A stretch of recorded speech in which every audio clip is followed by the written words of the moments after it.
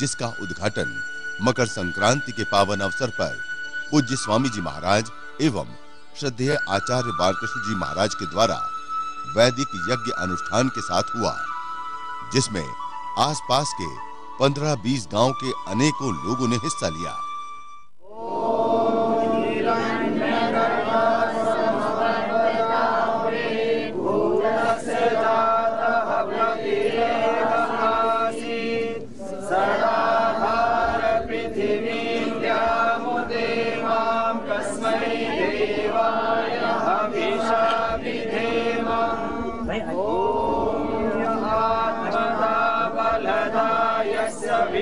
उपासते प्रशिशं यस्य देवाः यस्य छायामृतं यस्य मृत्युः कस्मै देवाय हविषाविधेम। ॐ यः प्राणतो निविशतो महित्वैक इन्द्राय जगतो बभूव य ईशे यस्य द्विपदश्चतुष्पदः कस्मै देवाय हविषाविधेम। ॐ येन द्यौरुग्रा पृथिवी च दृढा येन सहस्रविदं येन नागः यो अन्तरिक्षे रजसो विमानः कस्मै देवाय हविषाविधेम। ॐ सत्यं यशस्मै श्रीश्रवं ॐ भूर्भुवः सद्योरिव भूम्ना पृथिवीव वरिम्णा तस्यास्ति पृथिवी देवयजनि विष्टे अग्निमन्नादमन्नाद्यायादधे। समिधाग्निं दुवस्य प्रकृतैर्बोधयतादिथिम् आस्मिन् हव्याजुहोतनम् ॐ सुसमिधाय शोचिषे घृतं तीव्रं जुहोतनम् अग्नये जातवेदसे इदमग्नये जातवेदसे ॐ भूर्भुवः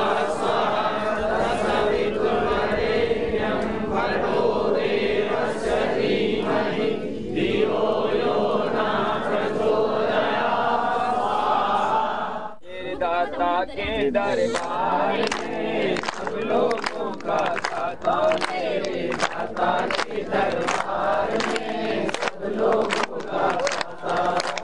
जो कोई ऐसी करनी करता जो कोई ऐसी करनी करता ऐसा ही फल पाता मेरे दाता के दरबार में सब लोगों का दाता।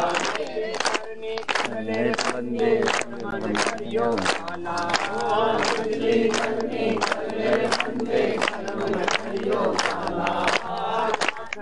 से देख रहा है तुझे देखने वाला आँख से देख रहा है तुझे देखने वाला। उसकी तेज नजर से बंदे उसकी तेज नजर से बंदे कोई नहीं बच पाता मेरे दाता के दरबार में सब लोगों का दाता मेरे दाता के दरबार में सब लोगों का दाता मेरे दाता के दरबार में सब लोगों का दाता। सनातन वैदिक धर्म की जय, मैया की जय, भारत माता की जय। महिलाओं ने भजन से इस अनुष्ठान की शोभा बढ़ाई।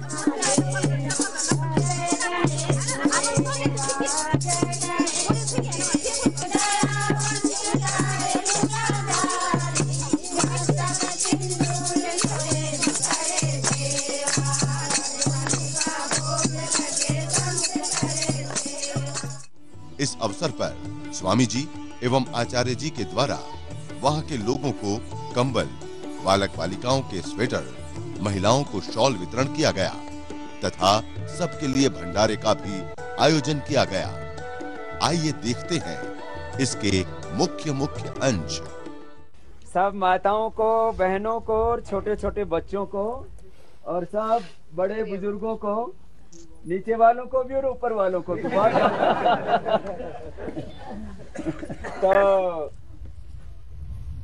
आज सबने हवन किया और हवन के बाद सबको प्रसाद मिलेगा भी। और सर्दी से बचने के लिए, रात को तो ठंड लगती है ना, रात को ठंड से बचाव के लिए श्रद्धेय पूज्य आचार्य बाटसिंह जी महाराज ने सब भाइयों के लिए कंबल और बहनों के लिए बहुत अच्छे अच्छे शाल और बच्चों के लिए स्वेटर मंगाए हैं। और आचार्य जी अभी तो नीचे रहते हैं, कुछ वर्षों के बाद आपके बीच में भी आया करेंगे। थोड़े वर्षों के बाद आचार्य जी भी पहाड़ी होने वाले हैं। अभी मैदानी हैं।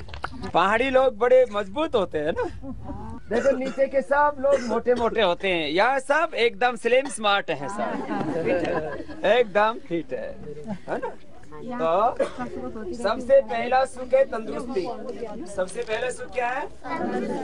अच्छा, किसी को सिर में दर्द हो जाए, उल्टी दस्त लग जाए, हार्ट की कैंसर की बीमारी हो जाए तो अच्छा लगता है? इसको सिर दर्द बहुत ज्यादा, तो ये क्या करो, देखो ये तो ये अनुलोम विलोम ना, ये इससे सिर दर्द नहीं होता, ये अच्छा। तो एक तो ये, और फिर गाय का घी थोड़ा सा गुनगुना करके, ज्यादा गर्म तो नहीं डालना कभी नाक इधर, थोड़ा सा हल्का कोसा गर्म है ना, उसको थोड़ा थोड़ा नाक में डाल लो उससे, और ये अनुलोम विलोम। और फिर भी ठीक ना हो तो देसी घी की जलेबी खाओ। देसी घी की जलेबी खा के ऊपर से दूध पी लो, है ना। और जो सेवली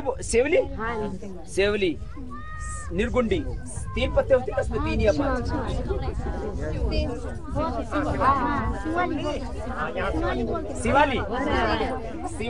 शिवाली को कूट के उसका रस नाक में डाल दो।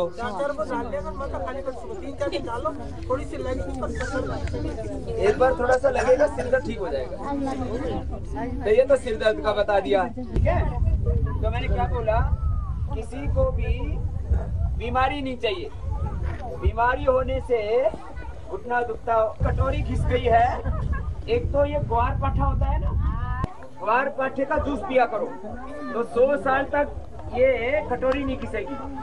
तो बीमारी किसी को नहीं चाहिए, दुखना, फिर ये अभी थोड़े सिर दर्द बताया, फिर पेट में भी ये ग्वार पाठा से पेट की गड़बड़ी भी ठीक होती है, पेट एकदम फिट रहता है।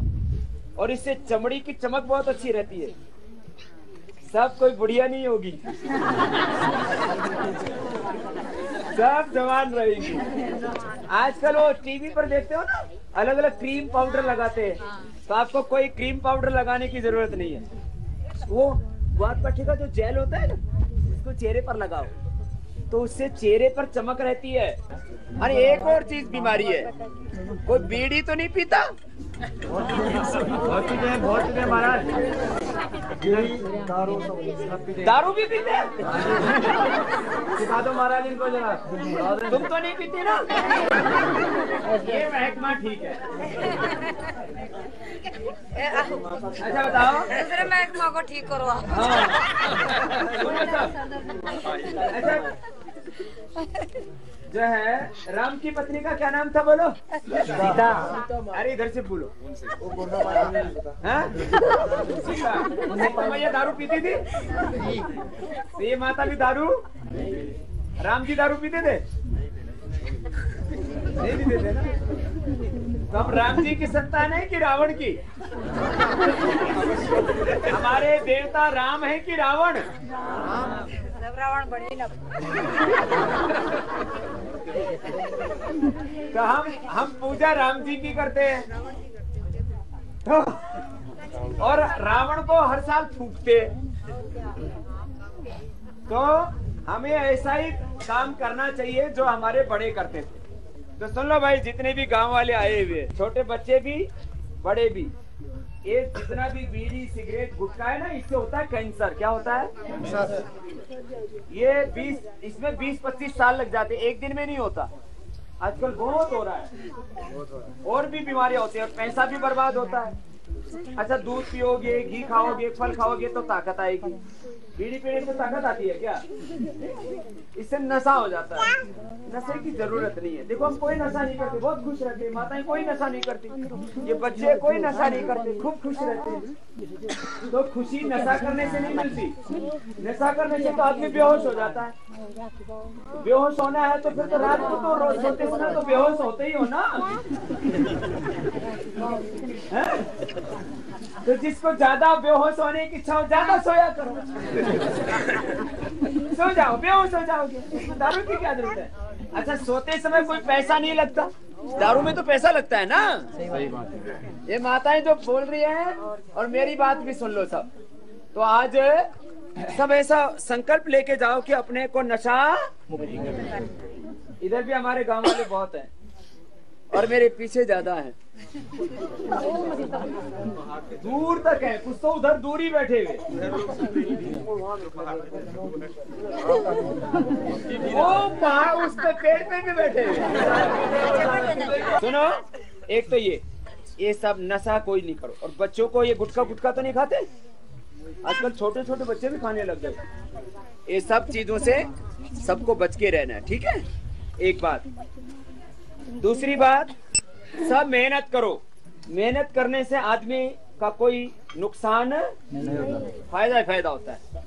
खेत में मेहनत करो, घर में मेहनत करो, जो दुकानदार है दुकान में मेहनत करो, बच्चे हैं तो पढ़ाई में मेहनत करो, कोई भी जहाँ भी है वहाँ मेहनत करो। हम लोग साधु है ना, साधु होके भी मेहनत करते हैं, नहीं तो सारी दुनिया हमारी पूजा कर सकती है सुबह से शाम तक।